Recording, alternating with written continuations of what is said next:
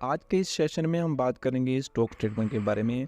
Stock statement जो CC account open करवाने के टाइम पर भरा जाता है और ये सीसी अकाउंट ओपन करवाने के लिए बहुत ही ज़रूरी होता है। दोस्तों, स्टॉक स्टेटमेंट एक ऐसी स्टेटमेंट में है जिसमें किसी बिजनेस यूनिट के पास कितना स्टॉक अवेलेबल है उसकी डिटेल भरी जाती है। ऐसा क्यों किया जाता है? जैसे कि आपको लिमिट सेंक्शन हुई है 10 लाख की, लेकिन डीपी की कैलकुलेशन करने के बाद आपकी डीपी निकल कर आई 8 लाख की। तो आप अभी सीसी लिमिट का यूज़ सिर्फ 8 लाख तक ही कर सकते हो। डीपी कैसे कैलकुलेट करी जाती है वो मैंने आपको पिछली वीडियो में बता दिया था। उस केस डीपी की कैलकुलेशन में जो हम स्टॉक्स लेते हैं, तो स्टॉक की कैलकुलेशन करने के लिए स्टॉक जो चाहिए वो आपको कैसे पता चलेगा कि ये स्टॉक ही है बिजनेस यूनिट के पास? तो उस केस में आपके पास मदद करती है स्टॉक स्टेटमेंट। हर एक बैंक की पॉलिसी डिफरेंट हो सकती है, लेकिन नॉर्मली हर एक bank per month stock statement मंगवाते हैं अपनी सीसी अकाउंट होल्डर से। कुछ केसेस में ये क्वार्टरली हो सकती है और नॉर्मली ये 1 महीने की रहती है। स्टॉक स्टेटमेंट एक ऐसा स्टेटमेंट है जिसमें बिजनेस यूनिट अपने पास रखे हुए स्टॉक की पूरी डिटेल बैंक को देता है, जिसके अगेंस्ट में बैंक बिजनेस यूनिट को लोन देता है। स्टॉक्स किसी भी बिजनेस यूनिट का डिफरेंट हो सकता है। जैसे एक बिजनेस यूनिट है ग्रोसरी स्टोर, तो ग्रोसरी स्टोर में जितना सामान पड़ा होगा वो उसका स्टॉक कंसिडर किया जाएगा। जैसे कार शोरूम है, तो कार शोरूम के पास जितने भी कार अवेलेबल होगी वो उसका स्टॉक गिना जाएगा। ऐसे बाइक शोरूम है तो बाइक कंसिडर करी जाएगी। ऐसे कोई फैक्ट्री है, फैक्ट्री में कोई रॉ मटेरियल पड़ा होगा, कुछ स्टॉक वर्क इन प्रोग्रेस में होगा, कुछ फिनिश गुड्स में होगा, उन सभी इन्वेंट्री को एज ए स्टॉक कंसिडर किया जाएगा। तो ऐसा नहीं है कि हर एक बिजनेस यूनिट के पास रॉ मटेरियल होगा, वर्क इन प्रोग्रेस होगा।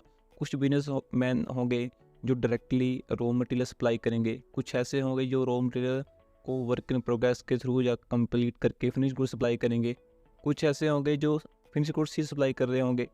तो हर एक बिजनेस यूनिट का जो स्टॉक है वो स्टॉक स्टेटमेंट में डिफरेंट आएगा।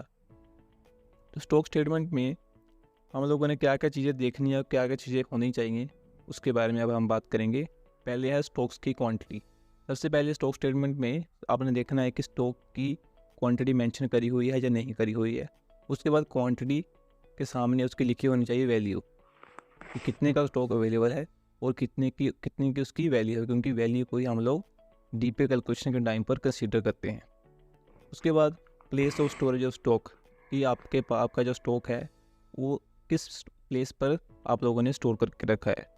कुछ केसेस में स्टॉक का वेट भी देखा जाता है, तो वेट भी देखेंगे हम लोग।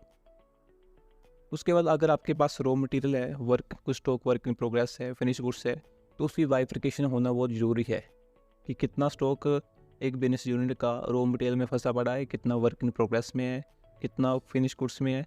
उन सभी की बाइफिकेशन स्टॉक स्टेटमेंट में होनी चाहिए।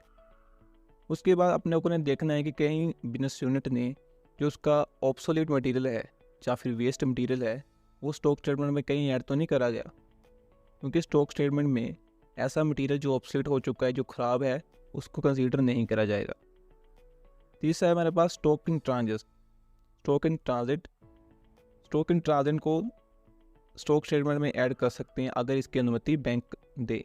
उसके लिए बिजनेस यूनिट को बिल या रसीट वगैरह बैंक को दिखानी पड़ेगी कि हाँ ये हमारा जो स्टॉक है वो इन ट्रांजिट है, तभी इसको कंसीडर किया जाएगा। बाकी ये डिपेंड करता है बैंक टू बैंक गाइडलाइन कि हाँ उसको कंसिडर करना है या फिर नहीं करना है। बाकी है उसके अलावा हमारे पास अनपेड गुड्स को भी स्टॉक स्टेटमेंट में दिखाने से पहले बैंक की अनुमति लेना ज़रूरी है, क्योंकि अगर बैंक इस चीज़ की अनुमति नहीं देता तो इसको स्टॉक स्टेटमेंट में नहीं दिखाया जा सकता। स्टॉक स्टेटमेंट बैंक में हर महीने जमा करना पड़ता है, पर अगर ये नियम हर एक बैंक का अलग अलग हो सकता है। कुछ बैंक में इसे 2 या 3 महीने में एक बार ही जमा करने को कहा जाता है, लेकिन तय समय में अगर आप लोग ये स्टॉक स्टेटमेंट प्रोवाइड नहीं करते और 2 से 3 महीने का डिले हो जाता है तो आपका जो अकाउंट है उसको नॉन परफॉर्मिंग एसेट डिक्लेयर कर दिया जाएगा और उसकी पेनल्टी और चार्जेस आपको बेयर करने पड़ सकते हैं। तो इस चीज़ को कैसे चेक करना है? आपने सीधा बैंक में जाना है। नॉर्मली जितने भी बैंकों का ऑडिट मैंने किया है, मैंने उसमें देखा है कि जितने भी सीसी अकाउंट होते हैं, सीसी अकाउंट एक तो बैंक में बहुत कम होते हैं, क्योंकि नॉर्मल एक बैंक की आप पूरे बैंक का ऑडिट नहीं करते, सिंपल एक ब्रांच का ऑडिट करते हो। तो ब्रांच टू ब्रांच अगर डिफरेंस है एक से दूसरी ब्रांच का, तो नॉर्मली हो गया 50 से 60 किलोमीटर। तो 50 से 60 किलोमीटर में जितने बिजनेस यूनिट आएंगे वो अगर पर्टिकुलर एक बैंक के पास जाते हैं, तो नॉर्मली उस बैंक के पास अगर पॉपुलेशन के एवरेज लगा के चले, तो हम लोगों ने जितना मैंने देखा है, नॉर्मली मैक्स टू मैक्स मैंने 50 देखे हैं और मिनिमम 13-14। तो सिर्फ इतने ही आपके पास सीसी काउंट के अकाउंट्स आएंगे। आप लोगों ने क्या करना है, लिस्ट बना लेनी है। लिस्ट के बाद आप लोगों ने सिर्फ एक बार, जैसे आपको अगर आपके पास कौन कौन डॉटेड है किसी बैंक का, तो आपको डेली तो उसमें जाना पड़ेगा। अगर कॉन्ट्रैक्ट साल का है, 2 साल का है, 3 साल का है, तो आपने क्या करना है, सिर्फ एक बार, एक दिन लगेगा, एक दिन में भी नहीं, एक आधा घंटा लगेगा। आप लोगों ने लिस्ट निकालनी है। लिस्ट निकालने के बाद जो आपके एडवांस मैनेजर होंगे या फिर क्रेडिट मैनेजर, उनसे जाकर पूछना है कि ये हमारे पास सीसी लिमिट है। एक तो इनकी स्टॉक स्टेटमेंट हमें चाहिए, और दूसरा ये भी बताओ कि इनकी स्टॉक स्टेटमेंट है वो कितने टाइम के बाद आती है। कुछ अकाउंट्स होंगे जिनकी पर मंथ स्टॉक स्टेटमेंट चाहिए, कुछ की 2 महीने बाद, कुछ की 3 महीने बाद। और एनपीए के बारे में पूछना है कि कितने दिनों के बाद इसको एनपीए डिक्लेयर करा जाए। और एक और चीज़, बैंक वाले क्या करते हैं, क्योंकि बिजनेस यूनिट बार बार अपनी स्टॉक स्टेटमेंट नहीं देते हर मंथ 3 महीने के बाद, तो बैंक वाले क्या करते हैं, उनसे उनकी स्टैंप उठा कर ले आते हैं अपने पास। स्टैंप अपने पास रखते हैं, फ़ोन पर रॉ मटेरियल की डिटेल मंगाते हैं कि हाँ कितना है। तो बिजनेस यूनिट क्या करता है, उनको बाइफ्रिकेट करके नहीं देता कि रॉ मटेरियल में इतना है, वर्क इन प्रोग्रेस में इतना है, फिनिश गुड्स में इतना है, वैल्यू इतनी है, टोटल इतना है, कहाँ पर स्टोर है। वो सिंपल टोटल वैल्यू दिखाता है कि हमारे पास इतना स्टॉक है। तो आप लोग देखोगे कि अगर आपके पास 15 से 20 सीसी अकाउंट है, उनमें से ऐसे स्टॉक स्टेटमेंट जिन पर सिर्फ टोटल ही लिखा है, टोटल लिखा है, उसके पास स्टैंप लगी होगी, साइन किए होंगे, क्योंकि साइन वो करवा देते हैं आप। पर जो stock statement time to time deliver ना करने के कारण एनपीए से बचने के लिए बैंक वाले खुद ही स्टॉक स्टेटमेंट पर स्टैंप लगाकर साइन करवा लेते हैं फर्जी से, और जो फिगर्स होते हैं वो उनसे फ़ोन पर मांग लेते हैं। तो इस चीज़ को आप लोगों ने पकड़ना है, बाइफिकेशन मांगनी है उससे। और आपने देखना है कि कितने ऐसे अकाउंट्स हैं जिनकी सीसी लिमिट या फिर उनकी डीपी कैलकुलेशन आप लोग देखोगे कि रॉन्ग कैलकुलेट हो रही है, टाइम टू टाइम अपडेट हो रही है या फिर नहीं है।